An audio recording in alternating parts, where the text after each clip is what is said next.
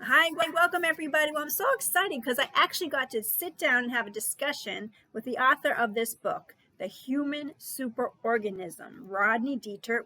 He has a PhD, and he's a retired professor from Cornell University.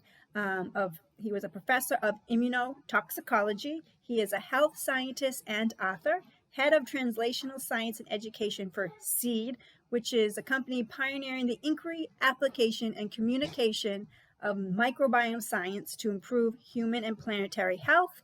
He's also the author of two other books, Science Shifting and Strategies for Protecting Your Child's Immune System.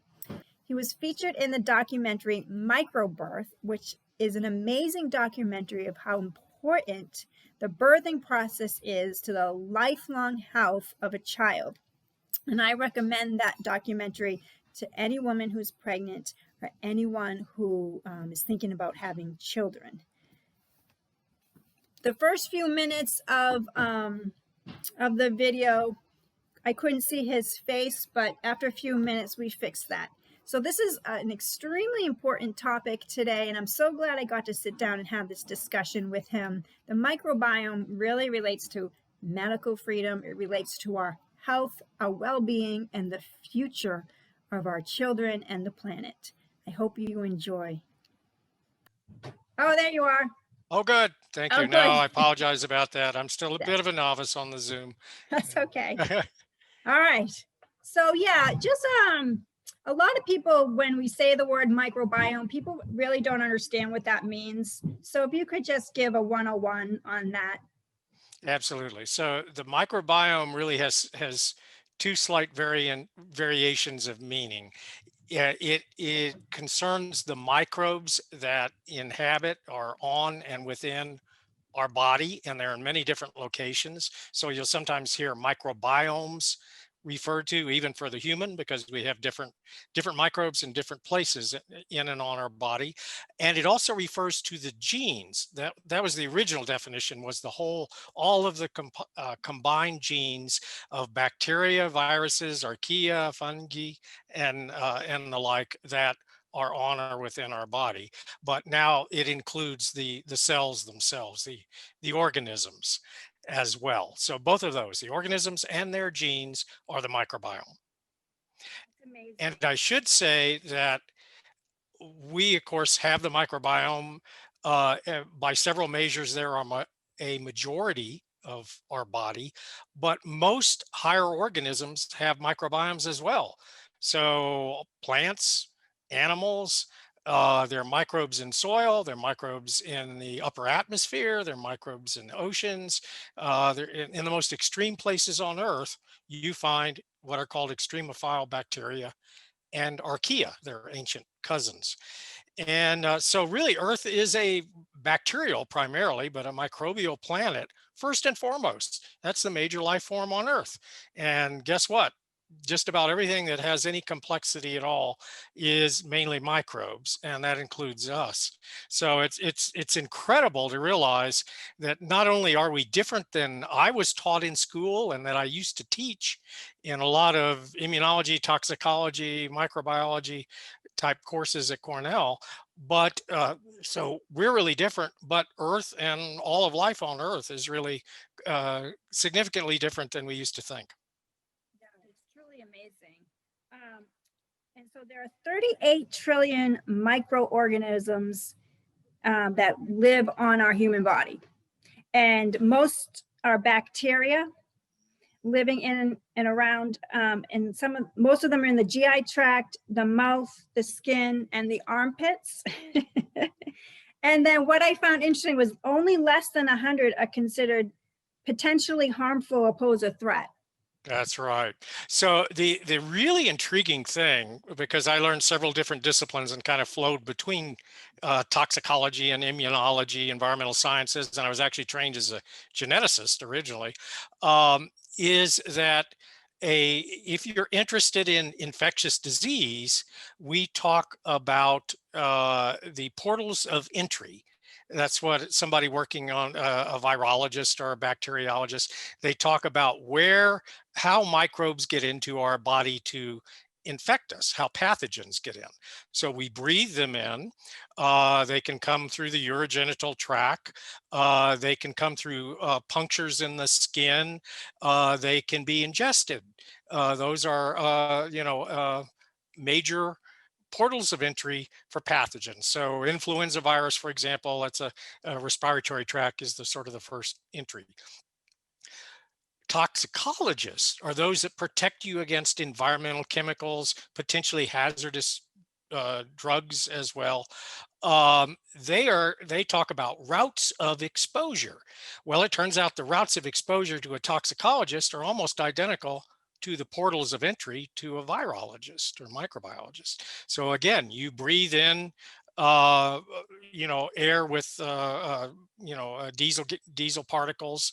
You ingest arsenic in drinking water.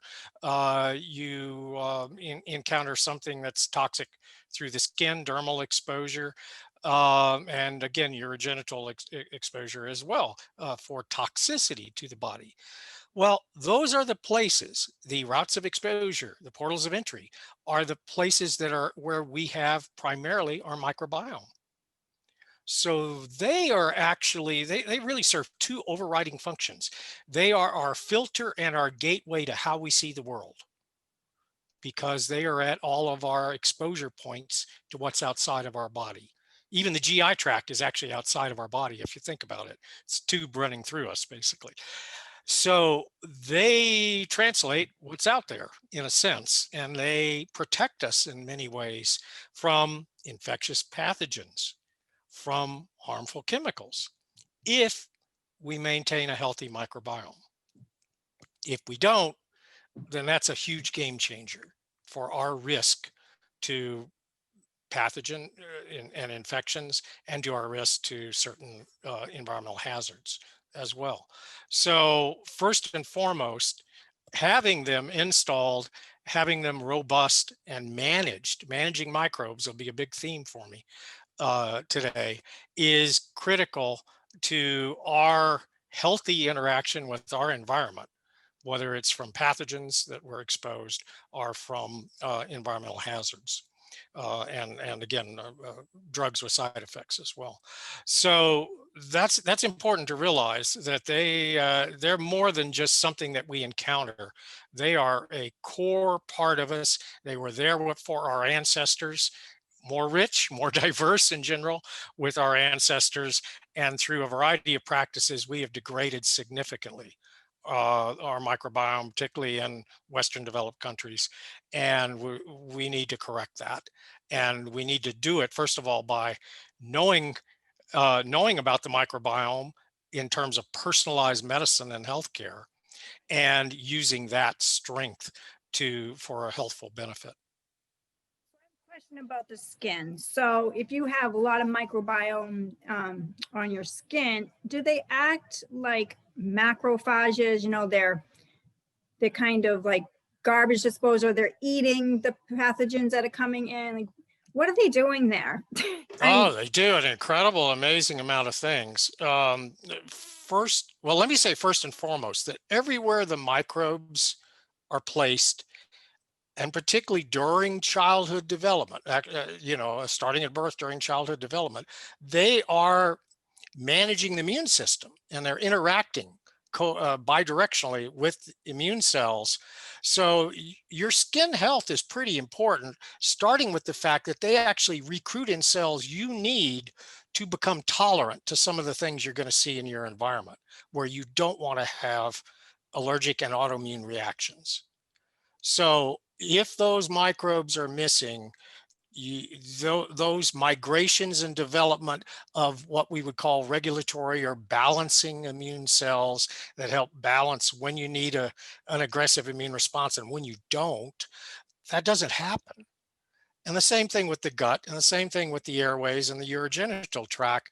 If those microbe generated changes don't happen in the immune system, then you're really imbalanced as you age, as you mature, and you're kind of set up for a lot of the diseases that we see now, whether it's cancer or heart disease or autoimmune conditions or allergic conditions, inflammatory psoriasis, risk of psoriasis is influenced by things like your skin microbiome and how robust and maintained it is. So it's really important. I should say too is think about your skin and all the different areas that your skin. It's a huge, actually, we have a vast square footage, so to speak, of skin. And some of them are very damp. There are areas in our skin that are very damp and they're like tropical rainforests. And there are other areas of our skin that are extremely arid and they're very, very dry and they're almost always dry. And they have completely different microbes, completely different ecology, completely different metabolism. And that's the way it should be. And people have actually mapped, they've done 3D maps or cartography, microbial cartography of your skin, and they can show these which microbes inhabit which areas for a healthy, balanced function. And you actually need that. So, when people now look into a whole variety of receptors that operate there are receptors in the nose that are connected to receptors in the cardiovascular system, and it's like, how does that work and why? And taste receptors and signals in the skin as well. Well, it turns out there's a lot more going on with microbe and receptor interactions than we used to realize. And so your whole way of sensing things in your environment and your capacity to do that is influenced by how healthy your microbiome is.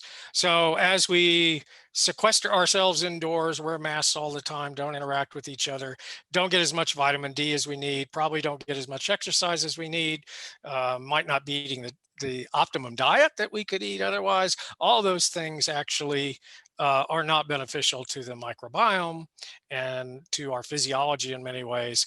And we really become pretty dull in our senses and in our metabolism. So that, are we overwashing our hands? Are we getting rid of, I know that last year I'm a nurse and I started working for a new job, and they have this new thing where I had to wash my hands and they had to put this like fluorescent light to see if I did a good enough job. And I'm thinking, are we overwashing our hands, or using too much of the hand sanitizer? Do we need that beneficial? Yeah, it would be my opinion. Is that ruining it? It would be my opinion that where we are now, yes, we are overwashing. There are clearly, yes, we do need the skin microbes. And in fact, I can talk about a very important protection system for us called colonization resistance. And this is the frontline defense for all preventing infections.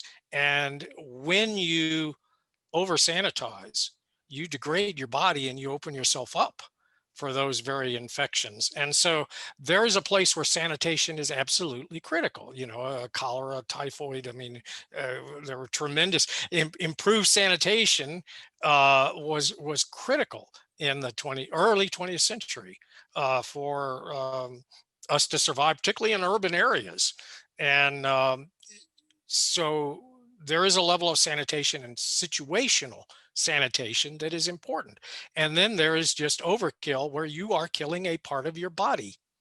And it's quite frankly no different than just loading yourself up with antibiotics every day. It's just a different location in your body in this case. And some of those, I've got to say, some of the hand sanitizers, if they have triclosan in there, some of these actually have some other toxins and other risks. So if you really look at risk benefit,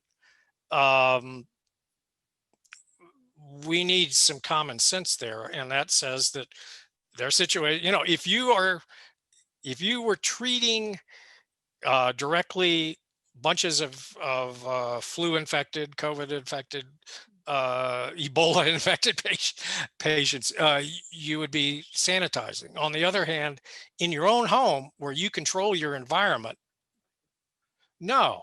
In fact, children are healthier if you can take them out and let them play in the soil if you haven't been using pesticides on your soil.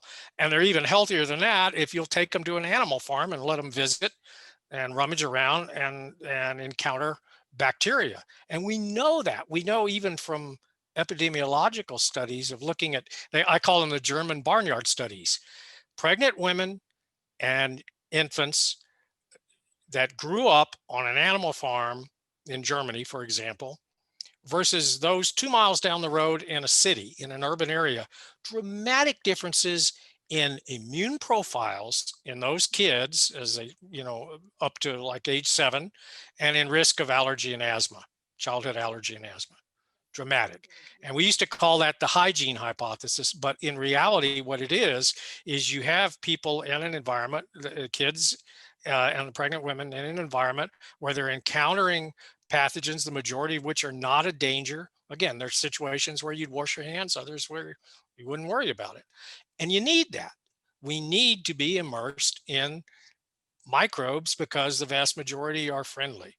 And to the extent that we isolate ourselves from those and focus solely on a pathogen and not on our healthy microbes that we have to have for metabolism and physiology, even for handling our food, even handling our diet, we have to have them. They make vitamins we can't make, among other things. So when we do that, we cut ourselves off. We actually put our kids in much greater jeopardy. It's a little sad to me. But, can you talk about the GMOs and the soil? So if people have backyard gardens, just in their own backyard, is that being influenced by the GMOs that in the soil, or the soil that's been contaminated? Well, it depends on what's been done. Actually, I'm now emeritus professor, and we retired explicitly to be in an environment and a climate and a region where we could produce more of our food in our retirement, because we're simply healthier when we have our hands in the soil and we're able to at least contribute part of our food. So that means being in in this case, a climate where we have a longer growing season and water and good sunlight, and that's exactly what we've done. So that's how important I think it is it sort of determined our retirement location. And obviously I still work relative to the microbiome, to scholarship and the like, but I do so in a place where, I went out to my garden already this morning. I'll be back out there later today, because we can grow in the winter season. So that's great. So it is important. And GMOs, to the extent that glyphosate or GMOs expand, contaminate, infect, that is a problem. Yes. And so there is a whole movement in the US and I think beyond called regenerative agriculture. And I had a chance to lecture at their annual conference called Regenerate, and usually held in Albuquerque, New Mexico. These people are amazing. These ranchers and farmers and all that feed into the integrated system of managing microbes in the soil, having a diversity of plants growing on your property, on your soil, so that livestock feed on those. So you get a different mix of phytochemicals that are actually in meat that's produced by those. You actually have you're getting much more in terms of what your body needs through meat that would be produced there and from crops that are grown in that way and managed organically as well, and managed again. So yes, the soil microbes connect to the plants and the animals and connect to us, and intervention of the pesticides and the antibiotics rather than managing things in a way that allows microbial diversity throughout is the danger. So we need to follow those kind of practices. And there are people doing brilliant, incredibly creative things in those areas. It takes a lot of different kinds of expertise, but it's coming together. And if you combine that with the people that are producing quality or organic foods, it's fantastic. And we have people locally where I am now that we are our go-to people for what we can't produce ourselves. And again, we have a small garden, but it's still it's healthy just to be out there. It's healthy to be in the sunshine. And so that's so hopeful. So Thank you for sharing that. So I've had three children, but and I research everything no matter what I do. But I really wasn't aware of how important the microbiome was to a vaginal delivery. So if you could talk about, I think you said three things: the vaginal delivery, skin to skin contact, and microbes are supported through breastfeeding, especially long term. And I think this is such an important topic, and nobody really knows how important it is because it's not mainstream information. So I think it's really important if we could talk about that. Right. So the genes that we actually have from our microbes, if you look at what are our genes, what are the genes that function in the human body, the microbes contribute greater than 99%. It's estimated there are 3.3 million genes on average from the microbes and 22 to 25,000 on our chromosomes. More than 99% are microbial, and they are making enzymes and proteins and signal molecules, and they're affecting each other and are affecting our gut and our airways and urogenital tract and are affecting our liver and our own metabolism and our neurochemical signaling. So so we have an incredible opportunity because these are pliable, manageable microbes that are in and on us. It's much easier to change them than change the chromosomal genes. And you get more bang for the buck by actually managing the microbes. So you can affect neurochemistry by changing your gut microbes, for example. And there's a majority of neurochemicals are produced in the gut between our gut lining cells and the microbes that are produced in the brain.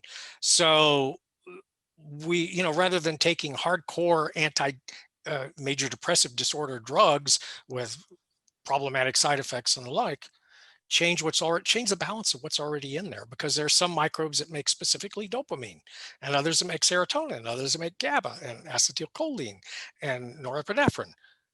So it's just a matter of, we have some solutions within us and nearby in the environment that should be our first go-to before going to things that are again, risk benefit is just not as good.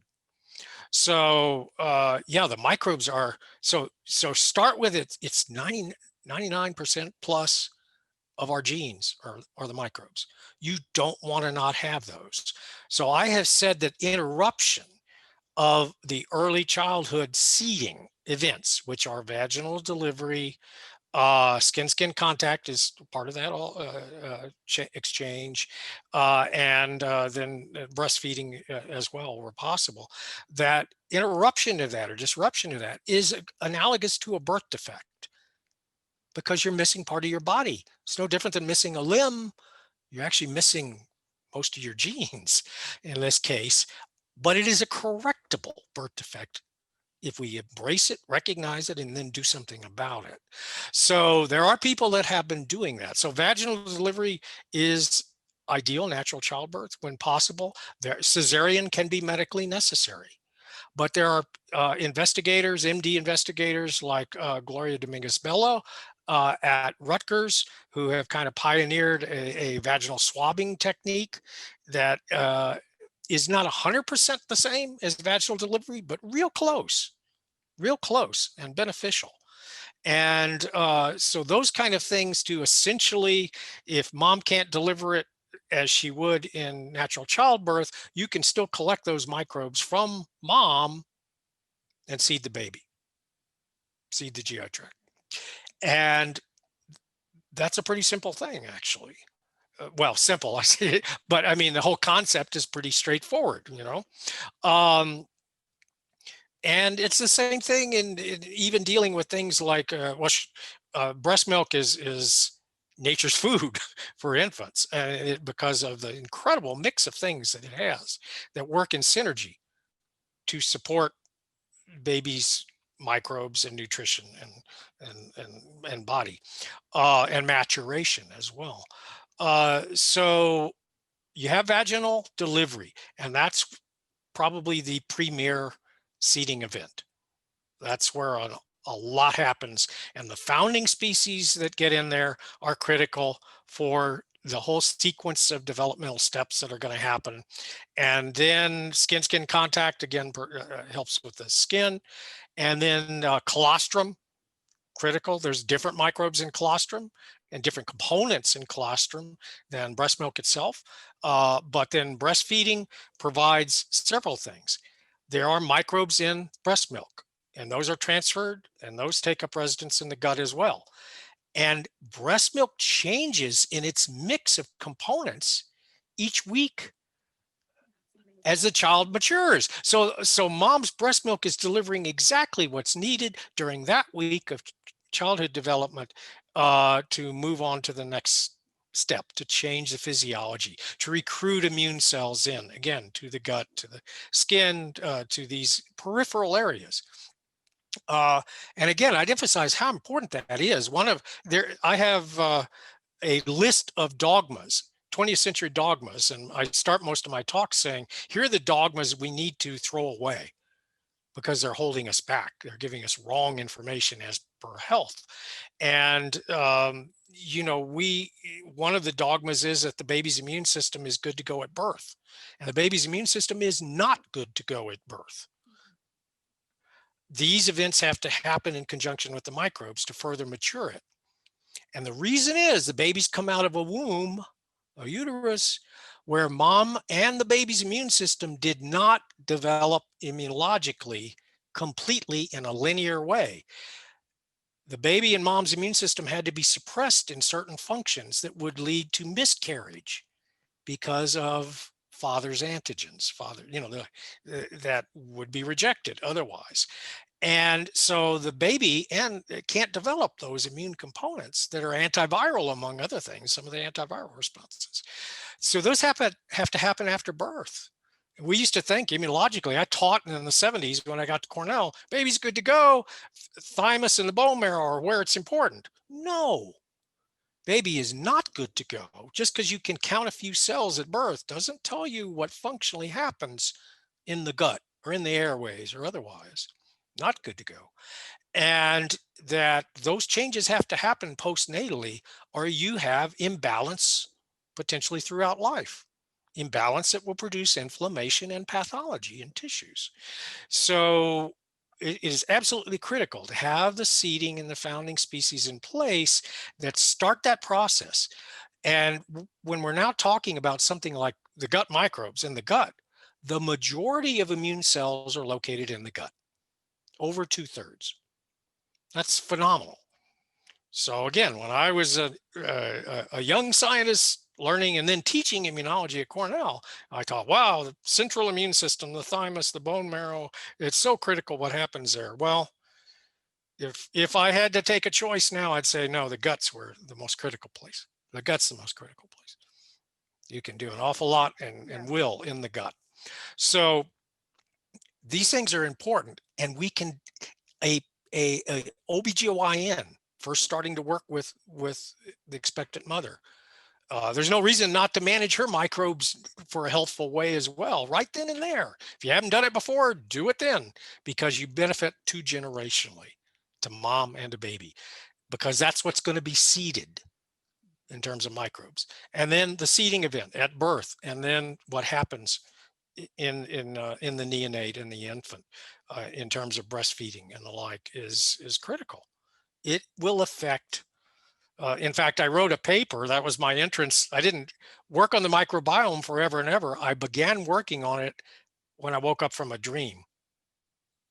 And I had a question. The question was, what's the most important thing you could measure in a newborn baby that would best predict the life course in terms of whether it was filled with health or filled with disease? And I woke up with this idea that, oh, the baby has to self-complete. The extent to which the baby self-completes is at that point in time at birth, the single most important measure you could make. And wrote a paper, and then that actually launched my whole second career in the microbiome because it was seen by documentary filmmakers. It led to more papers. Some of those papers won awards, and And people said, well, you have a little different perspective from it. And it's like, yeah, because it came from a dream instead of decades of my own, of thinking my own research was important. It was just this idea. So, but that's true. The baby completing itself with mom's microbes, with the 99% of the genes the baby will ever have, many of them being installed right then and there. So recognizing that that is mom's genetic donation, and some from father too, some from the father too. But nevertheless, it's so critical, and we should pay way more attention to those periods of time, because that's what's going to help promote easily a healthy 60-year-old. Now, I can tell you in my 60s, I made 50s and 60s, I made changes, some radical changes in diet and various things, and managing with probiotics, and they helped. And my wife has too, and they have helped us. But it's a lot harder to nudge that immune system if it's already set up for problems. We know that. So do it right early, you get much more benefit. We can do things later, but they're trickier. Yeah. So this is why I wanted to tie in the medical freedom, because we Yes. have people like you who have the science and the knowledge, and you're putting out there, and then people like me who is, I guess I can be called an activist. I don't know. We have to fight for these freedoms because a doula is at risk now. You know, a midwife, sometimes you Yes. can't take them. There's legislation going, they want to regulate more home births. And we all know that when you go to a hospital, you're more at risk for medical procedures. Exactly. And then really that's where the microbiome is at risk in a hospital, because you're more at risk for medical procedures, you're more at risk for the Pitocin, you're more at risk for the C-sections. And then if you don't have that doula or the midwife with you there, that is going to be a huge problem. So that's why I'm getting goosebumps, because we need to fight for our medical freedom in that way too. And also with the whole hand sanitizer, because, you know, they're forcing kids in school to sanitize all day. And it's hard for some parents just to say no. So we have to continue to fight for that. So that's why it came together for me when I listened to your speech and was reading your book, how important it is for each one of us to, you know, use our voices. You're the science, bringing the science, and then me talking to the freedom fighters and fighting, you know, legislation or whatever we need to do. So it's just, it's an amazing topic, and I appreciate your time, and thank you so much for being here with me. Well, and I appreciate you. You're a real hero, and to be doing this and operating as you are in the medical community, but being educated and informed. Again, this is a matter of unfortunately having people that are stuck in the 20th century and stuck in that understanding of biology and microbes and medicine, and they have to be educated. This is so it is activism. I agree. I've become more activist and in my retirement, I'm pretty well free to, because, you know, any fallout falls on me mainly. But you know, it doesn't really happen. We educate toxicologists and say, if a drug was not tested to be safe for the microbiome, guess what? There's a pretty good chance it's not. So now we know NSAIDs and proton pump inhibitors, and in food emulsifiers, a number of them can be incredibly damaging for the microbiome. And it's not shocking. They were never tested for that. Toxicologically, there was no consideration of the microbiome at all. So it's no longer acceptable for drug companies to test drugs without including the microbiome. In fact, they should be operating through the microbiome in all cases. Cancer therapeutics can be made more effective. If you're going to use them, they have to be metabolized by microbes to be effective, the major cancer drugs. But nobody's paid any attention to that. Those days should be over. There is no excuse for not. And I tell physicians, if you administer an antibiotic, you have killed a part of that patient. What you did not intend to kill, which is everything but the pathogen, put it back. Put it back. It's not acceptable to kill a part of that patient and not put back what they need. So those kind of, challenges to become educated in this, I would contend we need to have an annual microbiome. Your microbiome needs to be on file. Your primary GP physician should have it. Why do you have an annual check on all your physiology parameters and maybe a blood draw and various things recorded annually, but 99% of your genes are not, which are influenced by diet and drugs and environment and lifestyle. And why wouldn't a physician want to know? Because a drug like digoxin, the long-standing heart drug, it can help you, it can be ineffective, and it can kill you. And there is a single gut bacterium that determines that. And the level of that gut bacterium determines whether that drug, when a physician works within a narrow range of efficacy, it's a pretty tight range because of this, the physician can ensure that no patient has to die if given digoxin just by measuring that bacteria. Adjust that bacteria so that the drug works in someone where it would be ineffective. That's how we're going to have to do medicine, is microbiome first. Well, I hope that it does go that way. That's the first time I've ever heard that. In your book in the Microbirth documentary, it's really amazing. Well, I appreciate that so much. Keep up the great work you're doing, Erin, and thank you for this opportunity to join you. Thank you so much. Have a good day. You too. Bye.